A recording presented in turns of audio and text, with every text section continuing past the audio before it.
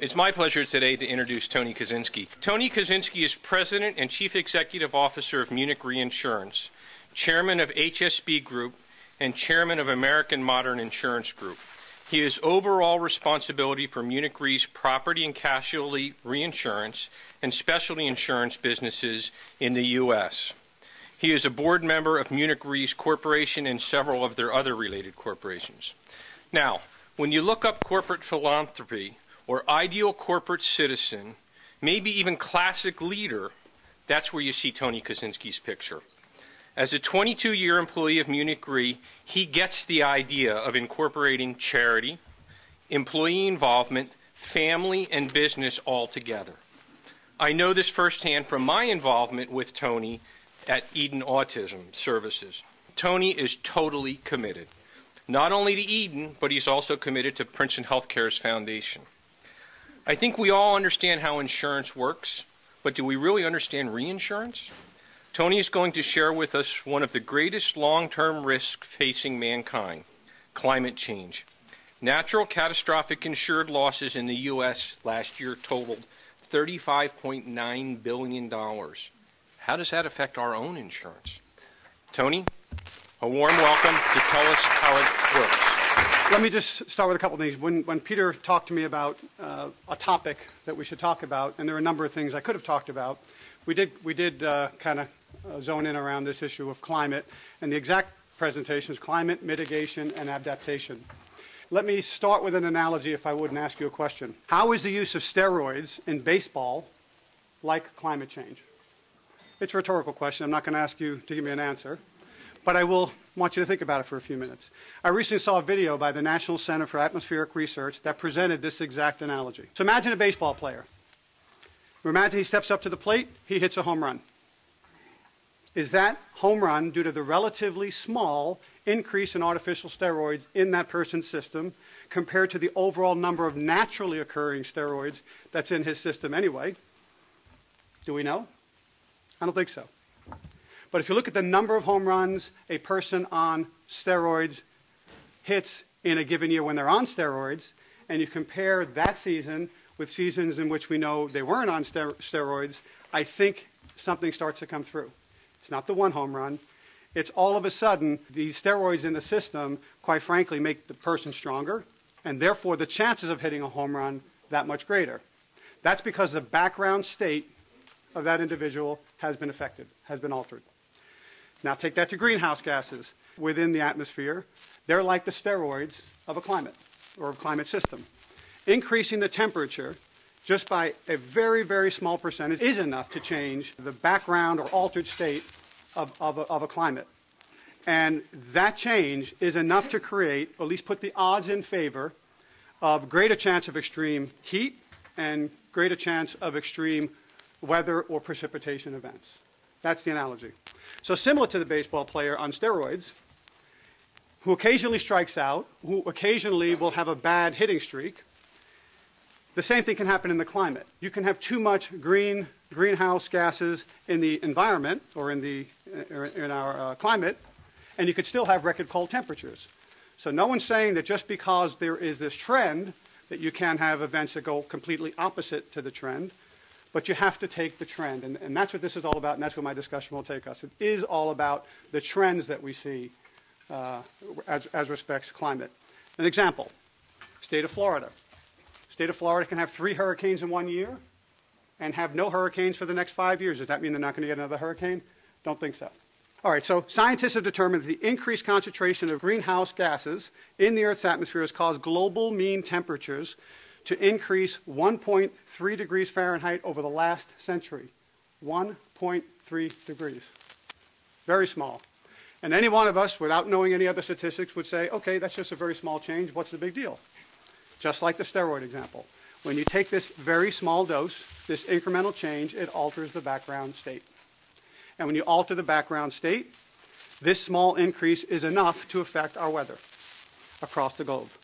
And based on the trends we are seeing, we believe there is something to this.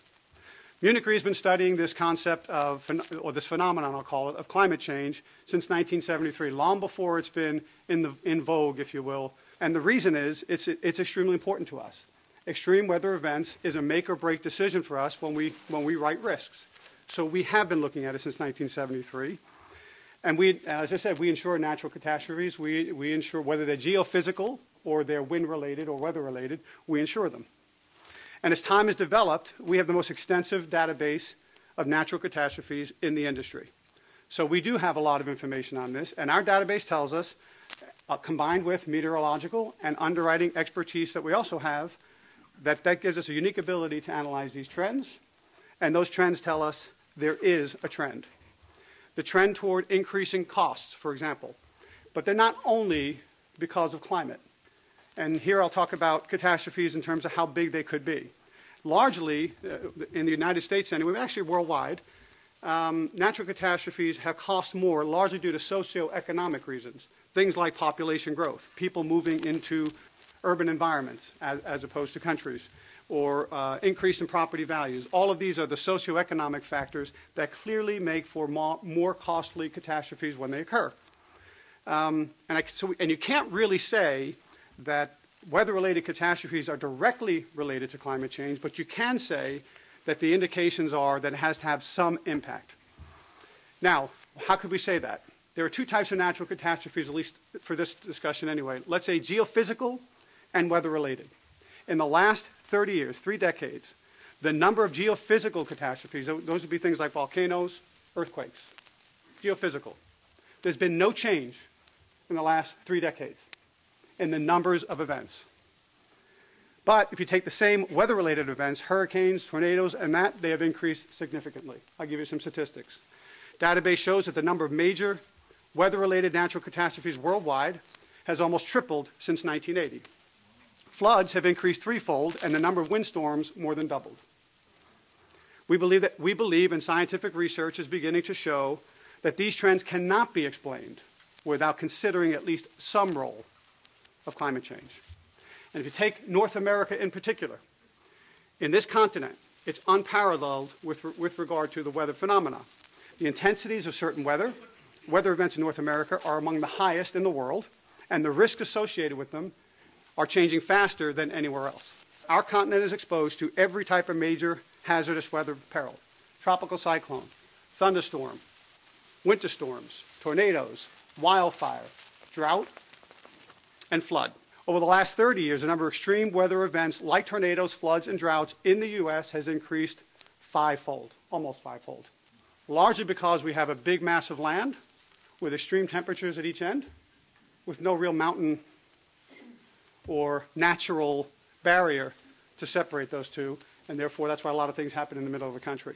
And then there's another phenomenon now. When global warming combines with natural weather cycles like El Nino or La Nina, this is not to be confused with climate change. These are natural phenomena. This is a change in the wind direction. It's a change in the temperature in the waters.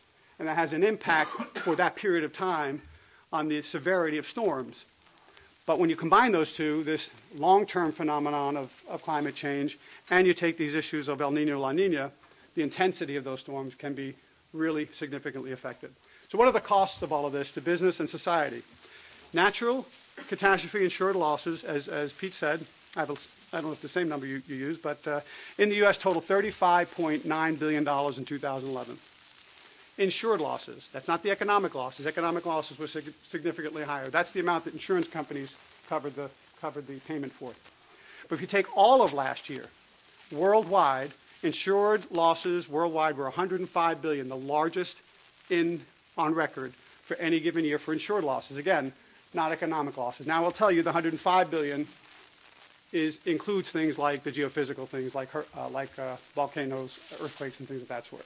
You can look at this and say, okay, what's the difference? That's a cost for the insurance company, that's the business you're in. You're right, but the cost is not only borne by insurers. And the costs are not only borne by the local community. It just doesn't work that way, because at the end of the day, insurance is about taking large groups of people and trying to spread that risk across all of those people to try to get to a reasonable premium. As an insurer, at the end of the day, we factor in what we think is the effect of all of these costs into our models, and those models help us to determine what is the proper premium to charge. So even though they might happen in someone else's backyard, it does affect everybody to a certain extent. 1 in 4 businesses in the United States close during a disaster, and they never reopen. So think of the long-term economic effect of Hurricane Katrina as an example. Although New Orleans has shown significant growth since Hurricane Katrina and has shown significant revitalization, if you take statistics like population and other statistics, it still isn't where it was pre-Katrina. So is that a cost to the whole community? For sure it is, no doubt about it. But then take something else. This year, you've heard about some of the drought conditions we've had in the United States. The Midwest droughts are expected to cost somewhere in the range of $10 billion as a result of those droughts. But I promise you, a drought in the Midwest is going to affect oil prices or food in the East Coast or other parts of the country. So it does affect each and every one of us when we have one of these events or many of these events that occur.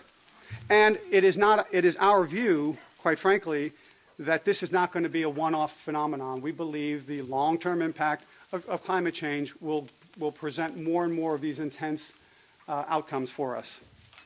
And this in turn has a ripple effect on electricity costs, food supply, water shortages, and things of that sort. 2012, I think you might recall, is the warmest year on record as long as we've been keeping records.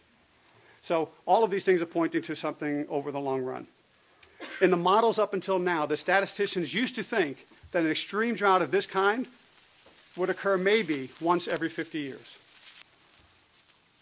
Within a few decades, pick or choose one or two of those decades out, the view is that those types of storms will be much more commonplace than once every 50 years. It could be as much as every few years. That is something to think about for the long term. So what can companies and individuals do to mitigate the future losses and adapt to climate change? Homeowners are individuals, businesses, scientists, researchers, state and local governments, and of course insurance industry can all do their part when it comes to this phenomenon. And we can do our part in two ways: to prevent potentially those losses that we individually or as businesses would absorb, but we can also mitigate those losses. If you can't avoid them completely, you can at least do something about keeping them to as low a level as possible. And with foresight, maybe we can do something about the potential long-term effect of these things occurring in the first place. Homeowners, for example. You can build or buy enhanced structures that are more resistive from such events and therefore can enable quicker recovery from catastrophe.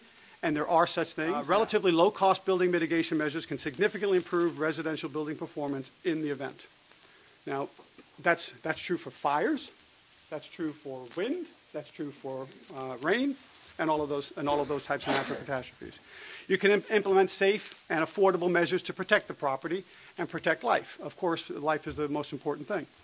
Prepare an effective evacuation plan. You can make sure your property is properly covered for those natural occurrences that can happen in your area. Transfer that risk to someone like us, or a company like us, to make sure that at least if the event occurs, you've mitigated the damage for yourself. Businesses can do something similar. You can rent, you can build structures that protect consumers or workers in the event of a natural catastrophe and enable quicker recovery from that catastrophe. Similar to homeowners, you can build relatively low-cost modifications to the building to give you an improved outcome at the end of the day. You can properly maintain equipment and facilities to protect against future damage. You can ensure that your insurance policies, again, are covering you, because in a business scenario, it's very different than a personal situation where there are all kinds of other factors you have to think about when the catastrophe comes. Example, case in point. There was an event, I think you know this, a big flood in Thailand in 2011. I don't know the exact number, but it was somewhere between 500 million and 750 million at the end of the day for the industry. What people didn't realize is that's where many manufactured parts for car companies are located, and lots of other industry was located in Thailand. So if that event occurs there, it affects a business in a different way. Business interruption, it affects your sales, it affects your cost of goods sold. So the fact is there are things that businesses need to be concerned about in this regard more than an individual does. Scientists and researchers. Oh, let me come back to the websites for a moment. There's a website called Insurance Institute of Business and Home Safety. It is not something that is owned by the industry, but I can tell you the insurance industry does fund it. It's a not-for-profit organization. And you can go to them, and there are all kinds of things that they would talk to you about in terms of some of these mitigation efforts. And there's also a group called the Insurance Information Institute. Again, a lot of statistics, a lot of data out there if you're interested. So let me come to scientists and researchers. They can continue to improve forecasting and early indication warnings for people so that if there is an event, at least you can react quicker or we can react quicker. And they can develop enhanced hazard mitigation to protect life and property. That can take any type of form, whether it's a safety room, shelter, or things of that sort. What do you do if the event should occur? Government. They can promote preventive or protective measures that reduce vulnerability to property loss. They can update flood maps. I'll talk to this one in a minute. And if you think about flood for a moment, the flood program itself is a program that really the United States government sponsors. But anybody in the industry will tell you the premium they charge for the risks associated with it is significantly inadequate. And part of the issue is they give a false sense of security to people about what the issues really are.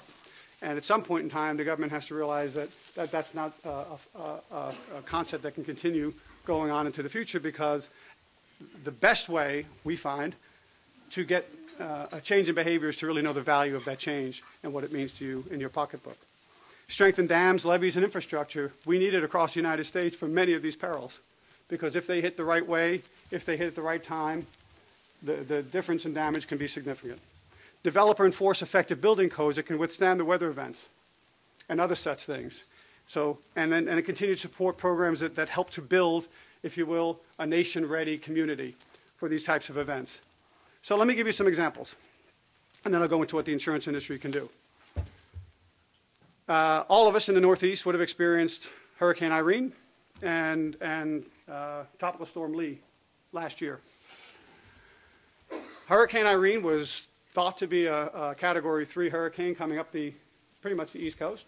By the time it really got to us in the Northeast, it really was a Category 1. But it was a big, massive storm. And it created a lot of damage, but virtually no wind damage. Most of it was inland flooding of a size we haven't seen in a very long time. Lee did exactly the same thing. It wasn't a big wind event. It was a big flood event.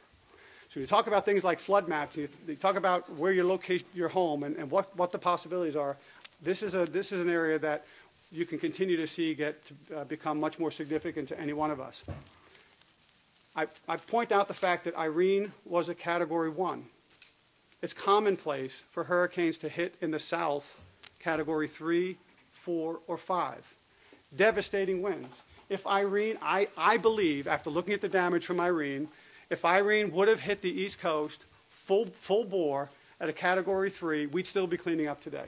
There is no doubt in my mind, because buildings and concentration of those buildings are not sufficient to take that kind of a blow.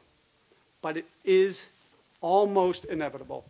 At some point in time, we'd have to deal with it. So my point is, being educated and knowing what the issues are and how to address them can have an impact on virtually any one of these events. It doesn't mean we can get rid of the events. It just means we can be more prepared for them. So what can the insurance industry do? Continued efforts like, quite frankly, educating people, educating the consumer, as they say, and advocating with all of the constituency about the importance of some of the things we need to do. We should do things like supporting organizations like this Insurance Institute for Business and Home Safety, because here's an organization that is trying their very best to change construction methods and codes to have an impact on events like this. In fact, we need to do a lot more working with each of these constituencies. We don't do a good job of educating people about how this business works and what it is we're covering. So let me go on now. Adaptation and mitigation are not enough. This gets more to the whole long-term issue. It's necessary in the long run. Okay, we can do whatever we can to mitigate the effect of an event, but what are we doing to try to affect the events themselves? And that's where the CO2 issue and the environment is a factor. And I'll talk here about Munich Re's commitment to this, because I think it's just, if you think about what we're doing, what we're trying to do, this really would apply across the board. It doesn't matter that we're an insurance company or that we happen to be a German-owned insurance company, and that's something that they take very seriously. The fact is, we can all do these things. Through consistent environmental management, we work to reduce CO2 emissions and to conserve resources. And for example, we do this by conserving within our offices around the world, and we do this by moving more towards renewable type sources of energy. And each of those steps alone has an impact on the environment. In March 2011, the group has adopted a group-wide neutrality strategy, where by 2015 they want all of the buildings that we're in to be carbon neutral. To get to carbon neutrality is a big deal. It takes concerted effort, but it is part of the group's corporate responsibility, we view it as, to make this happen because it's our way of at least driving this issue. If I take this now down to the local level, just small little things that we have done here in Princeton to be part of this long-term vision and to do some of the things we can do here. For example, IT department. It changed our monitors from a standard monitor to flat panels. It had an impact on what kind of CO2 it gives off. We also have a program where we shut down the computers every day because people leave the office, they just leave them on or whatever, shut lights, all that. So things that happen automatically right behind the scenes, just a way of conserving energy. Where possible, we purchase appliances and equipment that are Energy Star rated. They do matter at the end of the day. The vehicles that we use are either hybrid, high fuel efficiency, or some combination for low emissions. I can go through the list, it can go on, but the fact is every decision we make within our building has an impact from our perspective on doing something about the carbon emission that we're giving off as a company. The most recent one was we just installed a 2.5 megawatt high efficiency solar panel carport system right here in our Princeton campus. We celebrated that opening about a week or so ago. And that will save us, not only will it save us $500,000 a year in our energy costs, so there's a real good reason to do it, it has the impact of lowering the carbon emissions by taking the equivalent of taking 400 cars off the road. That's the kind of an impact it has. And if I take this one step further, we're an insurance company, as I said, so it's not just for us about the use side, it's about what we're doing on the insurance side. We have developed products that we sell in the marketplace for those enterprises that are looking to build or to sell alternative energy type equipment. We have insurance products that allow them to buy the insurance to make that a safe venture for themselves. So we go that far. Our investment philosophy has put us in a position of committing up to 2.5 billion euros around the world on investment type projects that are trying to achieve this goal as well. So we're doing it from all sides. On the product side, we're doing it on the use side, and we're doing it on the investment side. Not all companies can do this, and not all companies are the size of Munich Re, but I don't think at the end of the day, it's about the size of the company. And there are government incentives to help individuals and businesses to do some of these things. I'll close with this.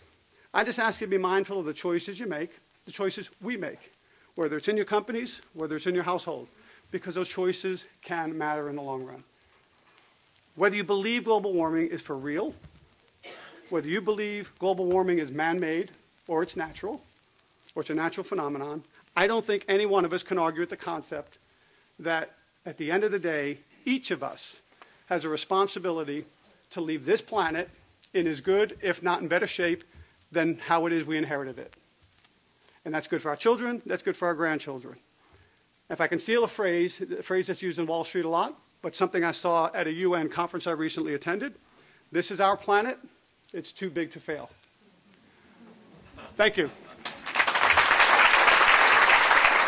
Tony, thank you very, very much. I appreciate that. Have a great day, drive careful, and we'll see you all next lunch. Bye now.